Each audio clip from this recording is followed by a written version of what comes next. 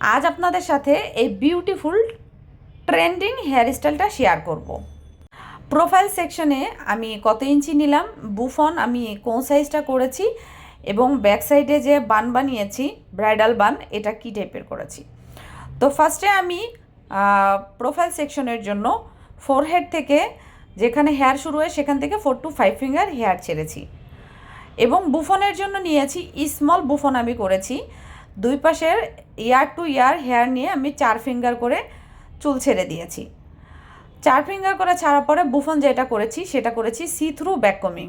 তার আগে আমি পিছনে ফ্রন্টে যে হেয়ারটা নিয়েছিলাম রুটস আমি হালকা হালকা ব্যাককমিং করেছি যাতে আমার রুটসটা একটু বাউন্সি থাকে এবং পুরো হেয়ারটা খুব সুন্দর করে কম করে আমি শাইন স্প্রে অ্যাপ্লাই করব, কোনো হার্ড স্প্রে অ্যাপ্লাই করব না এবং চুলের গোড়াতে লক করে দিব। দেখুন ক্রস চিহ্ন করে আমি ইউপিন লাগিয়েছি এবং চুলের গোড়াটা খুব সুন্দর করে লক করে দিয়েছি।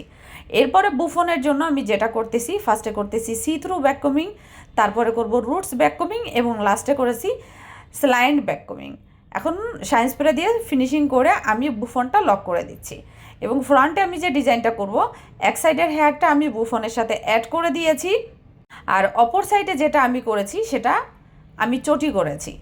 তো চটি যেটা করেছি 3 ব্রেডের চটি করেছি এবং পিছনে বাকি হেয়ারগুলির উপরে ফার্স্টে আমি দিয়েছি স্টাফিং, তারপরে ক্রস চিহ্ন করে বা ক্রস ভাবে হেয়ার স্টাইলটা করেছি এবং অবশেষে ফিনিশিং দিয়েছি। আমার কাছে একটি হেয়ারের মেটেরিয়ালস ছিল, আপনারা আপনাদের পছন্দ মতো মেটেরিয়াল দিয়ে দিতে পারেন। আর ফ্রন্টে আমি যেটা করেছি, আমি যে ব্রেড বানিয়েছিলাম ব্রেডটা আমি একটু ভালোভাবে স্প্রেডিং করে নিয়েছি। তো অবশেষে ফিনিশিংয়ে কিন্তু আমি মেটেরিয়ালসটা দিয়ে দিলাম। তো আপনাদের কাছে কেমন লাগলো আমার এই বিউটিফুল হেয়ার স্টাইলটা অবশ্যই কমেন্ট করে জানাবেন। আর এরকম ট্রেন্ডিং ট্রেডিশনাল বা মারমেড বা ককটেল হেয়ার স্টাইল পেতে আমাকে সুন্দর সুন্দর কমেন্ট করে উৎসাহ করুন। Thank you for watching video. আজকের মতো বিদায় নিব এখানে, দেখা হবে পরবর্তী নেক্সট কোনো ভিডিওতে। আর হ্যাঁ, আমার ইউটিউব চ্যানেলে কিন্তু এরকম অনেক ভিডিও দেওয়াই